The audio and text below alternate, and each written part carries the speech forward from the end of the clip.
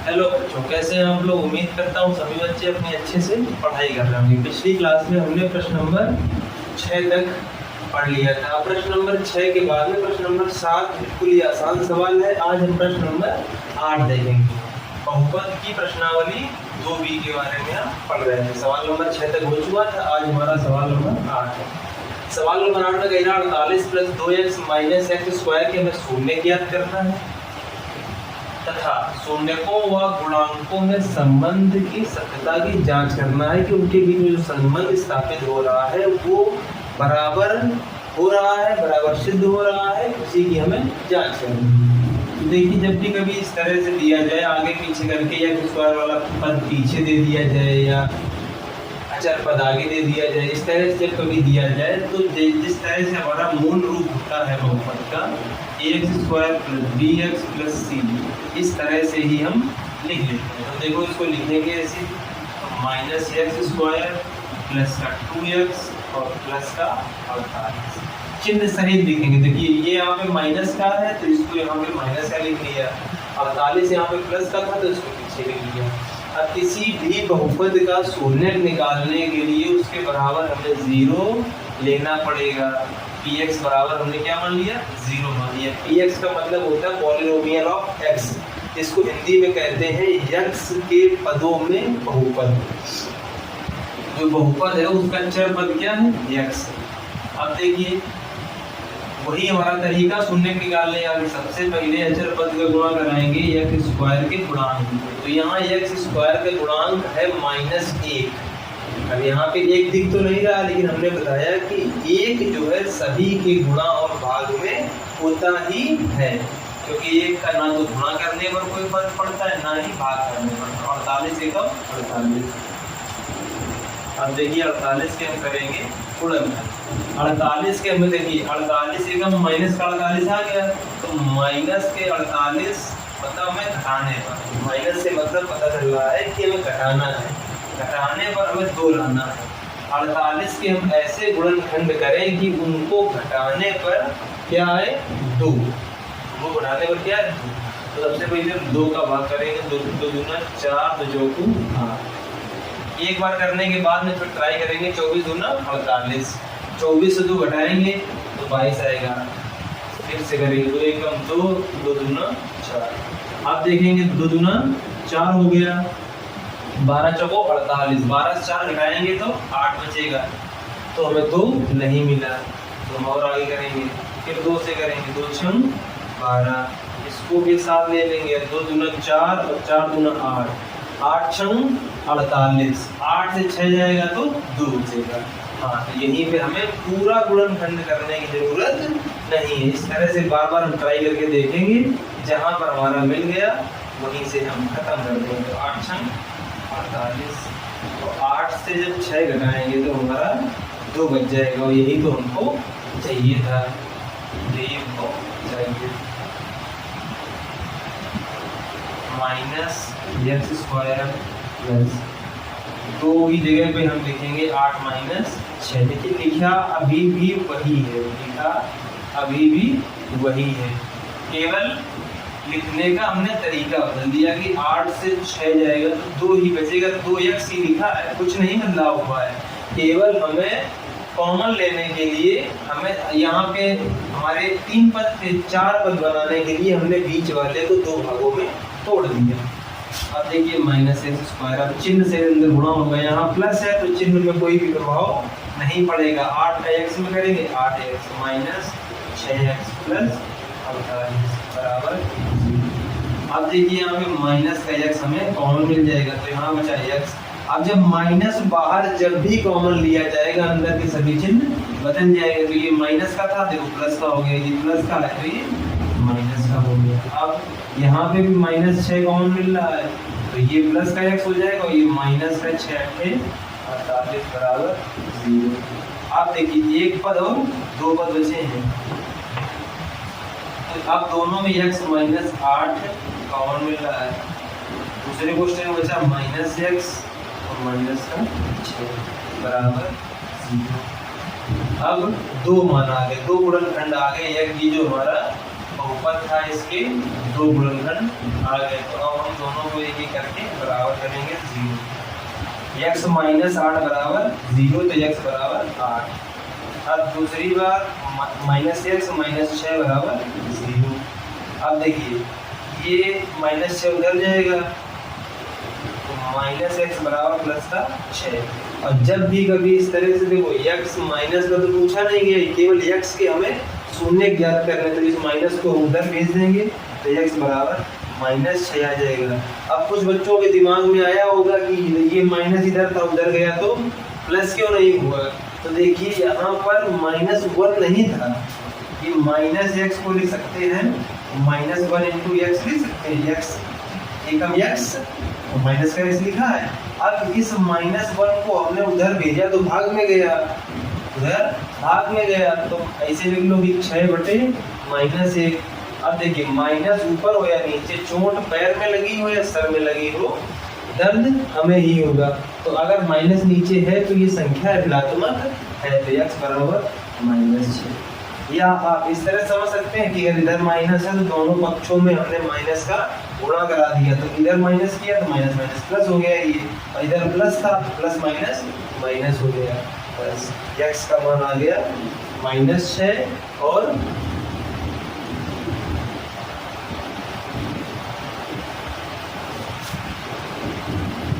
-6 और 8 दो मान आए। अब देखिए मान निकालने के बाद हम क्या करेंगे, अब हमें सत्यता की जांच करना है शून्यकों और गुणांकों के बीच में। तो यहाँ से अब तुलना करके पहले तो शून्य निकालने के लिए शून्य तो निकाला है हमारे, अब हमें उस फार्मूले में उस सूत्र में रखने के लिए a b और c के मान चाहिए। तो यहाँ से जब तुलना करेंगे इससे तुलना करने का a b c के मान पहले ही निकाल लीजिए या उनको बाद में निकालिए। अब देखिए a की जगह पे क्या होगा -1, a की जगह पे क्या होगा -1, क्योंकि x² से x² की तुलना हो जाएगी, तो a बराबर आ जाएगा -1, b बराबर आ जाएगा 2, b बराबर आ जाएगा 2, c बराबर आ जाएगा 48, c बराबर आ जाएगा 48। अब देखिए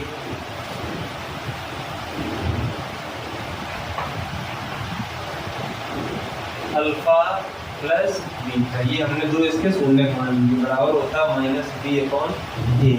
अब यहाँ देखिए ये हमारे दो शून्यक हैं, x के दो मान हैं मतलब शून्यक हैं, और यहाँ पर x² x के गुणांक है, x² और x के गुणांक है तथा अचर पद है इन फार्मूलों में। तो अल्फा की जगह पे हमने मान लिया, इसको हमने अल्फा मान लिया, किसी को कुछ भी मान सकते हैं, कोई भी फर्क नहीं पड़ेगा। अल्फा हमने मान लिया 8 और बीटा हमने मान लिया -6 बराबर -b माइनस सवाल वाला, और b की जगह पे हमारा 2 है, बटे a कितना हमारा a है -1, a है -1।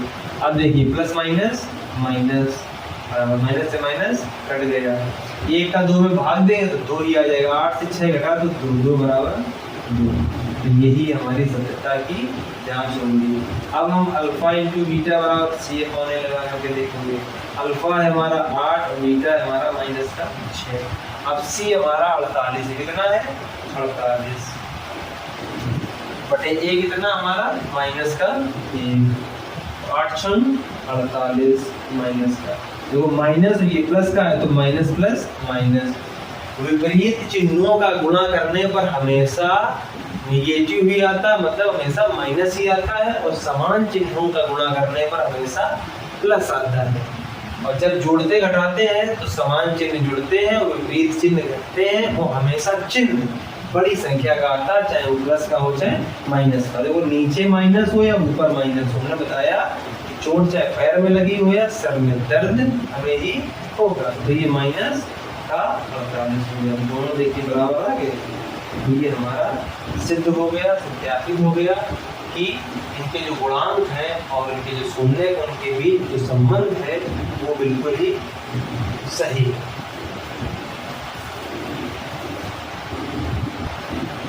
अब देखिए प्रश्न नंबर 9। प्रश्न नंबर 9 में कह रहा है कि x² + x + k का एक शून्यक दिया गया। आपकी बार क्या दिया गया है? शून्य, तो हमने इसको क्या मान लिया, अल्फा मान लिया। तो मेरा शून्य अगर 1 दिया गया है तो के का मान हमें ज्ञात करना है। तो शून्य के बारे में हमने बताया, शून्य का मतलब ये होता है कि x का मान, ऐसा मान जो बहुपद में रखने पर बहुपद का मान 0 कर दे, वो हमारा बहुपद का शून्यक कहलाता है। तो देखिए जब भी शून्यक दिया जाए यानी कि अल्फा या x का मान दिया गया है, तो x बराबर 1 बहुपद में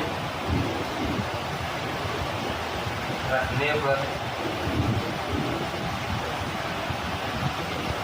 अब देखिए बहुपद में जब 1 रखेंगे तो x की जगह पर रख रहे हैं तो x का स्क्वायर प्लस x की जगह पे 1 प्लस a, और जब हम 1 रखेंगे तो मान क्या आना चाहिए, बराबर में 0 आना चाहिए। शून्य का मतलब होता है कि जब भी हम शून्य को बहुपद में रखें तो पूरे बहुपद का मान क्या आना चाहिए, 0 आना चाहिए।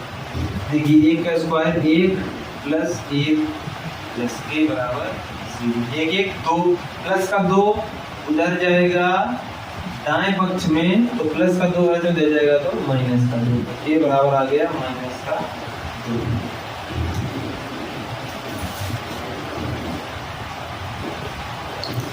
अब देखिए हम समझेंगे कि हमें कोई द्विघात बहुपद बनाना हो, द्विघात बहुपद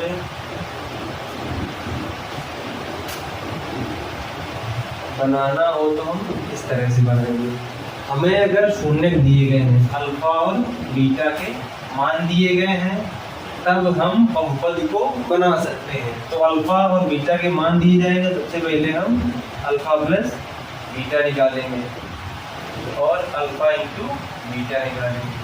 इन दोनों का मान निकालने के बाद हमने सबसे पहली क्लास में एक सूत्र बताया था, द्विघात बहुपद बनाने का सूत्र, x square minus alpha plus beta into x, alpha plus beta को स्टेपन बाहर x प्लस अल्फा इंटू, ये हमारा सूत्र होता है द्विघात बहुपद बनाने का। अब देखिए प्रश्न नंबर 10,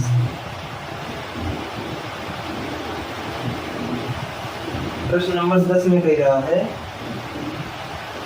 कि शून्य दिए गए हैं 1/4 और बीटा बराबर -1, दो शून्य हमें दिए गए हैं।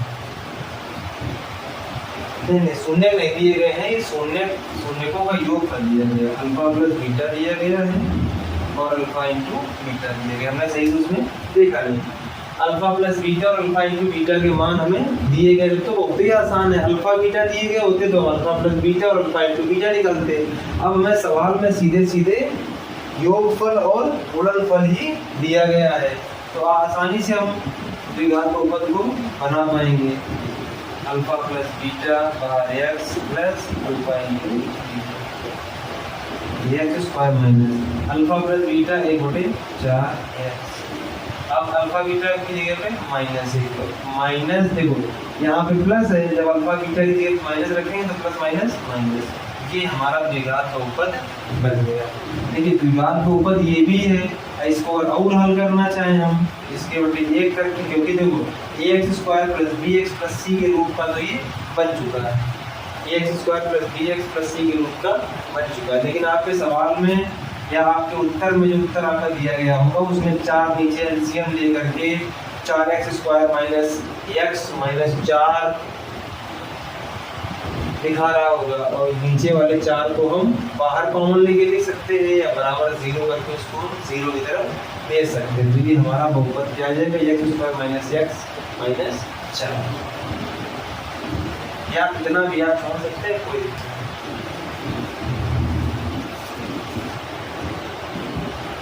आप देखिए प्रश्न नंबर 10 का दूसरा जो भाग है उसमें भी अल्फा प्लस बीटा शून्यकों का योगफल √2 दिया गया है और शून्यकों का गुणनफल 1/3। आप लोग कहेंगे कि ये आपको इससे पता हो गया कि अल्फा प्लस बीटा ये ही दिया गया अल्फा इंटू बीटा, तो आप सवाल पढ़ेंगे कि पहले योगफल दिया गया इसीलिए पहले हमने योगफल को लिख दिया, बाद में गुणनफल दिया गया इसीलिए बाद में हमने इसको लिख दिया। हम लोग ने सूत्र में इसको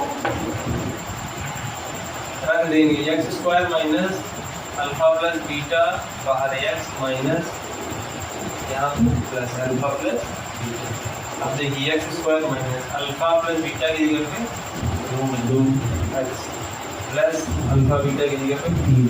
बाकी एलसीएम इसके बटे 1 करके इसके बटे 1 करके एलसीएम करके 3 से गुणा करके भी आप इसको लिख सकते हैं। देखिए प्रश्न नंबर 10 का तीसरा कह रहा है अल्फा प्लस बीटा बराबर 0 दिया गया, अल्फा इंटू बीटा बराबर रूट के अंदर 5 दिया गया। तो इसको भी हम अपने सुनते को नियम तो वही रहेगा, चाहे 0 दिया गया हो, चाहे 1 दिया गया हो, चाहे रूट में दिया गया हो, किसी भी तरह से दिया गया हो, नियम तो नहीं बदलेगा। अब x square minus alpha plus beta के लिए 0 इंटू एक्स प्लस रूट के अंदर। अब देखिए 0 का किसी भी संख्या में गुणा होता है तो 0 ही आता है, तो एक्स स्क्वायर। अब ये हो गया 0, ये बचा प्लस का तो एक्स स्क्वायर प्लस रूट के अंदर 5। ये हमारा विभाग बहुपद बन के तैयार हो गया। अब देखिए प्रश्न नंबर 12। प्रश्न नंबर 11 के तीनों भाग प्रश्न नंबर 10 के ही भागों की तरह है। अब प्रश्न नंबर 12 में कह रहा है कि ax square minus 5x plus c, ये हमें एक बहुपद दिया गया है। इसके जो शून्यकों का योगफल है और जो गुणनफल है दोनों ही 10-10 है, मतलब दोनों ही बराबर है। तो a और c के हमें मान याद करने हैं। तो देखिए ये हमारा बहुपद दिया गया, ये इनके मान दिए गए हैं। तो यहाँ से हम क्या करेंगे, हमें a और c के मान निकालने हैं, हमें a और c के मान निकालने हैं। जब भी बहुपद में a और c भी दिए जाए तो हम क्या करेंगे, इस तरह से बड़ा a बना लेंगे, ax square plus bx plus c। सभी अल्फाबेट को हम क्या करेंगे, कैपिटल बना लेंगे सभी अक्षरों को। अब देखिए से तुलना करते हैं, से तुलना। अब कहेंगे कि इसे तुलना क्यों कर रहे हैं, क्योंकि देखो ए बी सी के तो हमें मान निकालने हैं, बाकी हमें योगफल भी दिया गया, गुणनफल भी दिया गया, यहाँ पे बहुपद तो बनाने के लिए नहीं दे रहा है। तो हमें ए और सी के मान निकालने हैं। तो ए बराबर आ जाएगा ए और बी बराबर आ जाएगा माइनस का 5 और कैपिटल सी बराबर आ जाएगा स्मॉल सी। अब देखिए अल्फा प्लस बीटा बराबर होता माइनस बी अपॉन, लेकिन अल्फा प्लस बीटा की जगह पे हमें दिया गया पहले से ही 10 बराबर माइनस बी। बी इतना हमारी बी हमारा कितना माइनस का 5, बी माइनस प्लस। क्या काम करो कि इसको भी कैपिटल बना लो, इसको भी कैपिटल लेटर में बना लो, माइनस बी बटे कैपिटल ए। तो माइनस बी जो बी है हमारा माइनस 5 माइनस प्लस 5 बटे ए इतना हमारा इतना। अब देखिए हमें a का मान निकालना, तो a का करेंगे भाग में है, इधर आएगा तो गुणा में आ जाएगा 10a बराबर 5। अब देखिए ये 10 गुणा में है तो इधर जाएगा भाग में 5 बटे 10, 5 एकम 5 5 गुना 10, ये बराबर आ गया 1 बटे 2। आप सीधे भी कर सकते थे 5 एकम 5 5 गुना 10, a को इधर ले आओ, नीचे वाला ऊपर ऊपर वाला नीचे आ जाएगा। तो a का मान आ गया 1 बटे 2। अब हमें c का मान निकालना है। c का मान निकालने के लिए अल्फा इंटू बीटा बराबर capital C upon capital. Alpha into beta बराबर दिया गया 10, कैपिटल सी का मान है स्मॉल सी बटे ए का मान है, ए कितना मान निकला है 1 बटे सी की जगह पे तो सी ही है, ए की जगह पे क्या है ए, कैपिटल ए की जगह पे 10 बराबर सी अपॉन ए का मान हमने 1 बटे 2 निकाला है, 1 बटे 2 निकाला। अब देखिए यहाँ पे कुछ बच्चे बहुत कंफ्यूज होते हैं कि 2 ऊपर जाएगा कि इसका अंदर अंदर गुणा होगा। तो बिल्कुल आसान तरीके से कि जो 1 बटे 2 है, a का मान देखो c अलग है ना, इसके बटे में 1 बटे 2 है तो 1 बटे 2 1 में है, c अलग है। तो जो अलग हो, जो सिंगल हो, जो अकेला हो, उसके बटे 1 मान लेंगे। जैसे उसके बटे 1 मानेंगे, अब देखिए बाहर बाहर का गुणा और अंदर अंदर गुणा, तो 10 बराबर 2 का c में 2c बटे 1 कम 1। अब 2 गुणा में है, इधर आएगा तो भाग में, तो बच्चे 10, इस वाल c का मान आ गया 5। a ए का मान आ गया 1/2, स्मॉल सी का छोटी सी का मान आ गया 5। दोनों की मान हमारे निकल। अब हम बात करेंगे प्रश्न नंबर 13 की। प्रश्न नंबर 13 में कह रहा है कि x² प्लस 1/6 माइनस 2 के शून्य ज्ञात करने हैं और इसके शून्यकों तथा गुणांकों के बीच में संबंध की सत्यता की जांच करनी है। तो सबसे पहले अगर हमें किसी भी बहुपद का शून्यक निकालना है तो उसके बराबर हमें 0 करना पड़ेगा, उसके बराबर हमें 0 करना पड़ेगा। अब 0 किया है तो इसके बटे 1, इसके बटे 1 करके पहले इसको हम बहुपद के मूल रूप में लाएंगे, ax² plus bx plus c के रूप में। नीचे हर से हम कोई भी अंक को खत्म करेंगे, जिससे क्या होगा, हमारा जो गुणनखंड करने में बीच वाले पद के आसानी रहेगी, बीच वाले पद का गुणनखंड करने में आसानी रहेगी। तो 6 हमें एलसीएम मिल गया, एलसीएम मतलब लासा मिल गया। अब 1 का 6 में भाग करेंगे तो 6 आ जाएगा, 6 का x में गुणा कराएंगे तो 6x² प्लस 6 का 6 में भाग कराएंगे तो 1 आएगा, 1 का 1 में गुणा कराएंगे तो 1 आएगा। तो 1 लिखने का कोई मतलब नहीं है। अब ये माइनस आ गया यहाँ पे, 1 का 6 में किया 6 आया, 6 दूना 12 बराबर 0। अब 6x² प्लस ax माइनस 12 बराबर 6 का गुणा 0 में हुआ तो 0 आ गया। अब देखिए 12 का गुणा 6 में कराएंगे, क्योंकि हम अचर पद का गुणा x² के गुणांक में कराते हैं, तो 12×72। तो अब हम 72 के सबसे पहले गुणनखंड करेंगे, 72 के हम गुणनखंड करेंगे, 2 का भाग करेंगे, 2 तियां 6, 1 2 छंग 12, 2 का 2 एकम 2, 2 अट्ठे 16, फिर 2 का देखो 2 दूना 4। अब पहली बात तो हमें यहाँ पे देखना होगा चिन्ह, माइनस का चिन्ह है तो घटाने पर 1 आना चाहिए, गुणा करने पर 72 आना चाहिए। तो 36 तो ये बनेगा नहीं कि 36 से 4 घटाओ तो 32 आ जाएगा। अब देखो 18 आ गया, 2 9 18। अब देखेंगे 2 दूना 4 और 4 दूना 8, 9 अट्ठे 72 और 9 से घटाएंगे तो हमारा 1 बच जाएगा। तो यही हमारे गुणनखंड हो गए, प्लस 9 माइनस 8 x माइनस 12 बराबर 0।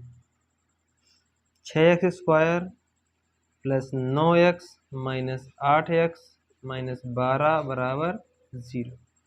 अब देखिए यहाँ पे 6 तो कॉमन मिलेगा नहीं, क्योंकि यहाँ पे 9 है, तो 3 कॉमन दोनों से मिल जाएगा, x मिल जाएगा कॉमन।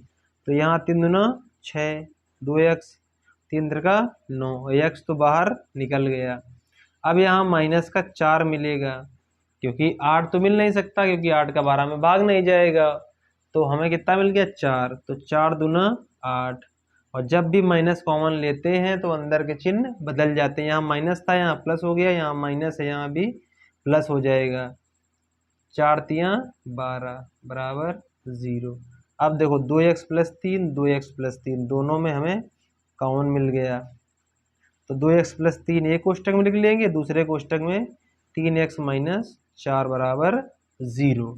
अब देखिए ये जो बहुपद था हमारा, इसके 2 गुणनखंड हमारे आ गए हैं। तो एक बार हम 2x प्लस 3 बराबर 0 लेंगे, तो x बराबर हमारा आ जाएगा, अब 3 इधर प्लस का इधर आएगा तो माइनस का, और 2 इधर गुणा में लिखा है तो इधर भाग में आ जाएगा। इसके बाद में 3x माइनस 4 बराबर 0 लेंगे, तो x बराबर 4 इधर माइनस का तो इधर आएगा तो प्लस का, इधर 3 गुणा में लिखा था इधर आएगा तो भाग में। तो x के 2 मान आ गए, 3/2 और 4/3, ये -3/2 और ये 4/3। मतलब है कि अल्फा बराबर निकल आया -3/2 और बीटा बराबर निकल आया 4/3।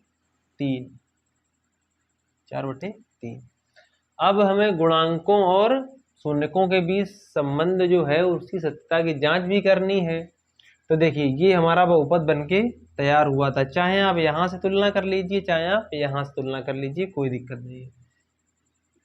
6x² प्लस x माइनस 12 बराबर 0, ये हमारा बहुपद आया था, तो हम इसको बहुपद के ही रूप में लिखे ले रहे हैं। अब यहाँ से ax² plus bx plus c से तुलना करने पर तुलना करने पर तुलना करेंगे तो a बराबर हमारा 6 आ गया, b बराबर हमारा 1 आ गया और c बराबर आ गया -12। अब हम सूत्र लगाएंगे अल्फा प्लस बीटा बराबर -b/a। अब अल्फा हमारा निकला था -3/2 और प्लस बीटा है हमारा 4/3 बराबर, यहाँ पर -b तो -1, a की जगह पे 6 दिया गया, a की जगह पे 6 दिया गया। अब 3 2 का लासा लेंगे तो आ जाएगा 6, 3 का गुणा 3 में कराएंगे 3 3 9 और प्लस 2 का 4 में 2 चौको 8 बराबर -1/6। 9 से 8 घटेगा, देखो प्लस माइनस है, विपरीत चिन्ह है, घटेंगे तो 1 आ गया और चिन्ह हमेशा बड़ी संख्या का आएगा, बड़ी संख्या 9 है तो -1/6 बराबर -1/6। ये देखिए हमारा सिद्ध हो गया और सत्यता की जांच हो गई। अब हम अल्फा बीटा करके देखेंगे, अल्फा बीटा बराबर c/, अल्फा बीटा है हमारा -3/2 और बीटा है हमारा 4/3 बराबर, c हमारा है -12 और a है हमारा 6। 3 एकम 3, 2 दूना 4, 6 दूना 12 तो -2 बराबर -2। ये भी हमारा सत्यापित हो गया, -2 बराबर -2 आ गया। प्रश्न नंबर 13 भी हमारा हल हो गया।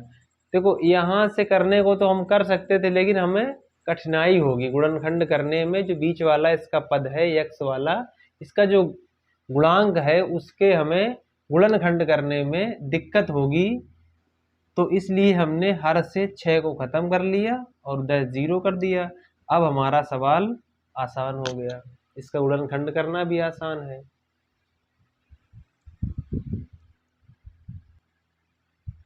अब देखिए प्रश्न नंबर 14। प्रश्न नंबर 14 में कह रहा है 7y² - 11/3y - 2/3। अब ये जो हमारा बहुपद दिया गया है ये y के पदों में दिया गया, तो इसको हम py कहेंगे, पॉलिनोमियल ऑफ y के पदों में बहुपद। इसके हमें शून्य ज्ञात करना है और शून्य तथा गुणांकों के बीच संबंध जो है उसकी सत्यता की जांच करनी है। तो सबसे पहले हम क्या करेंगे, किसी भी बहुपद का अगर हमें शून्य निकालने हैं तो फिर उसके बराबर हमें 0 लेकर के चलना पड़ेगा। अब देखिए नीचे से फिर हम वही करेंगे, 3 को खत्म करेंगे तो 3 3 मिल गया हमें, नीचे से एलसीएम। तो ये जब 1 का भाग 3 में करेंगे तो 3 आएगा, 3 का 7 में गुणा करने पर 3 सते 21y² माइनस 3 का भाग 3 में तो एक बार जाएगा तो 11y आ जाएगा -2 बराबर 0। 3 का उधर गुणा हो गया तो वो हो गया 0, -11y -2 बराबर 0।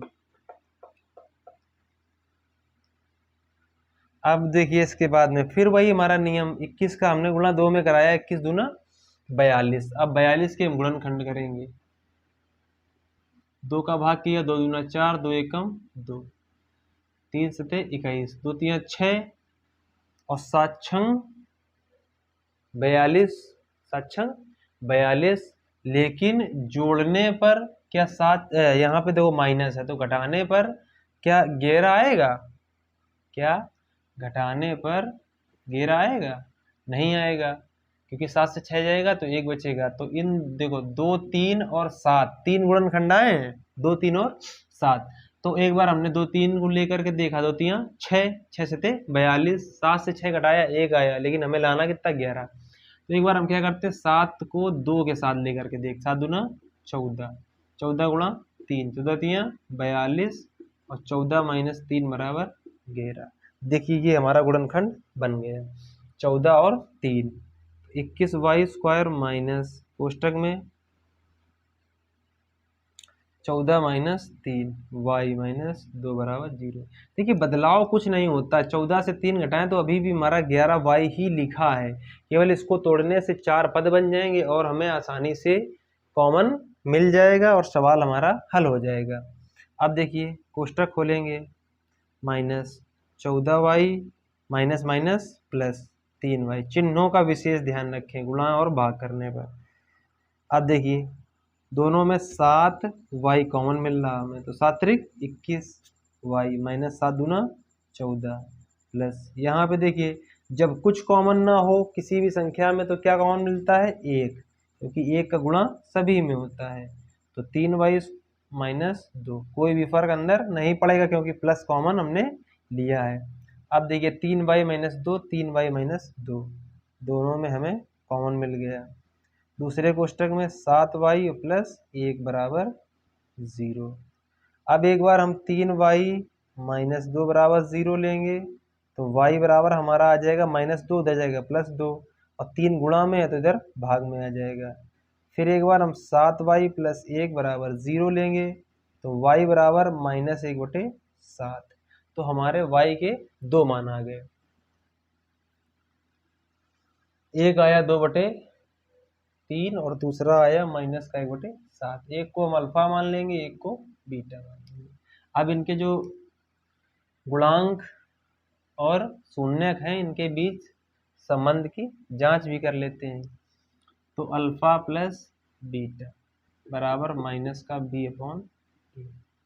अब अल्फा हमारा आया 2/3 प्लस बीटा की जगह पे -1/7 है तो माइनस प्लस माइनस माइनस। अब देखिए b यहाँ पे हमारा बहुपद बन करके तैयार हो गया था। यहाँ पर हमारा बहुपद, तो सबसे पहले हम तुलना करके मान निकालते हैं, ABC के मान निकालते हैं इसको करने से पहले। देखो बहुपद ये अपने लिखेंगे 21y square minus 11y minus 2, ये हमारा बहुपद आ गया। तो अब हम क्या करेंगे, ay स्क्वायर, ax स्क्वायर करते थे जब x के पदों में होता था, अब यहाँ पे क्या है y के पदों में, तो ay square plus by plus c से तुलना करने पर a का मान 2 आ गया, b का मान -11 आ गया और c का मान -2 आ गया। अब इसके बाद में अल्फा प्लस बीटा बराबर -b/a। अल्फा हमारा निकला है 2/3 और प्लस बीटा की जगह पे -1/7, तो माइनस प्लस माइनस हो गया -b। अब देखो माइनस ये और ये तो हो गया सूत्र वाला माइनस, और ये हमारा b के मान में भी माइनस है तो माइनस माइनस प्लस बटे a का मान है 2। 7 21 लासा मिल गया तो 7 दूना 14 -3 एकम 3, 11/2, 11/2 हो गया। यहाँ पे 21 था ना हमारा, a बराबर 21 था।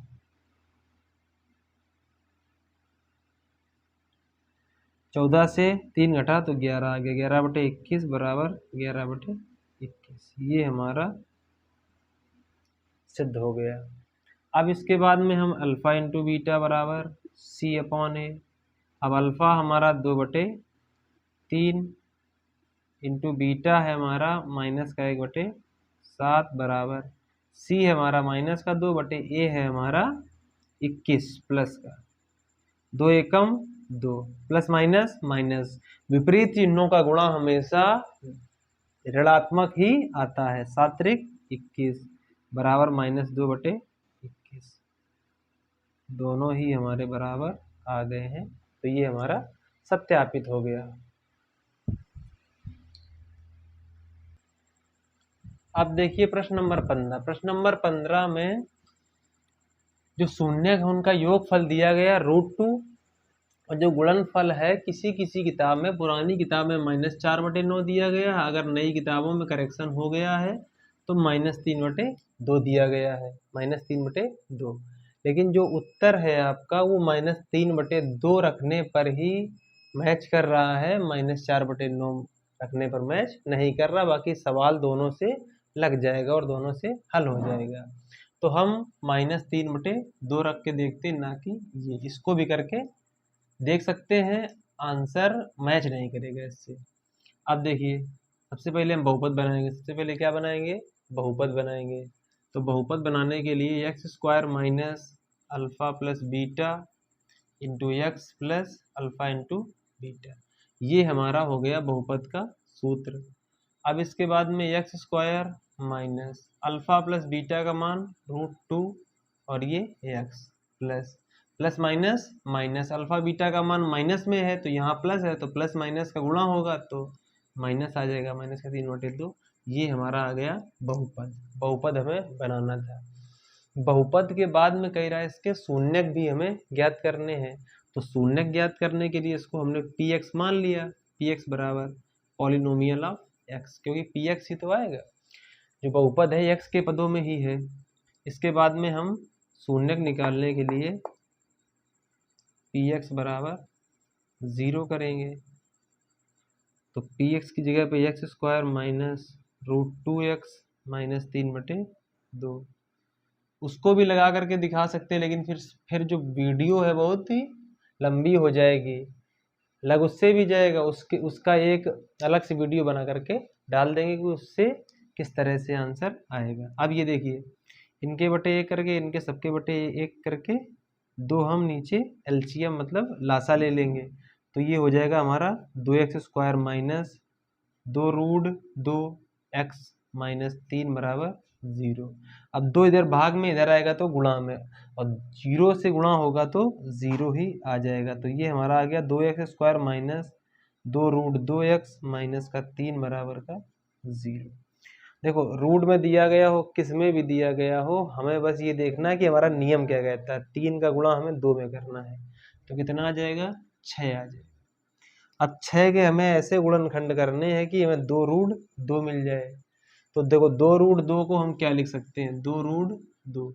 अब ये 2 बाहर आया है तो अंदर ये रहा होगा तो 4 होगा ना, तो आ गया हमारा 8 रूट के।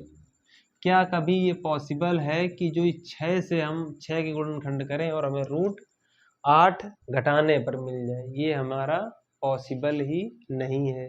तो देखो जब भी कभी यक्स वाले पद के साथ में रूट में आ जाए, कोई भी मान रूट में आ जाए, तो हम क्या करेंगे, रूट को वहाँ से ख़त्म करेंगे। तो अब हम √2 ले लेंगे कॉमन। तो जब ज़बरदस्ती √2 लिया, देखो 2 को लिख सकते हैं 2 बार, 2 को √2 इंटू √2, तो एक √2 निकल गया तो एक √2 बच गया, एक्स स्क्वायर माइनस यहाँ से √2 निकल गया तो 2 बचा, केवल ये वाला 2 बचा, 2x माइनस। अब जब भी कहीं से 3 था, 3 में √2 कहीं नहीं है, फिर भी हमने कॉमन कैसे ले लिया? तो देखो जब भी इस जबरदस्ती कॉमन लिया जाए तो हम क्या करते हैं, √2 का ऊपर और √2 का नीचे गुणा कर देते हैं। ऊपर वाला √2 तो कॉमन में चला गया तो नीचे वाला बच जाएगा, तो नीचे बच जाएगा 3/√2 बराबर 0। अब देखिए ये इधर गुणा में है, इधर जाएगा तो भाग में, और 0 में किसी भी संख्या का भाग करेंगे तो क्या आता है, 0 ही आता है। अब देखिए √2x square minus 2x minus 3/√2। अब ये 2 इधर 0 हो गया। अब देखिए बराबर का 0। अब हम क्या करेंगे, अचर पद का x स्क्वायर के गुणांक से गुणा कराएंगे। तो जब 3/√2 का गुणा √2 में कराएंगे तो √2 से √2 कट जाएगा और हमारा कितना आ जाएगा, 3 आ जाएगा। कितना आ जाएगा, 3।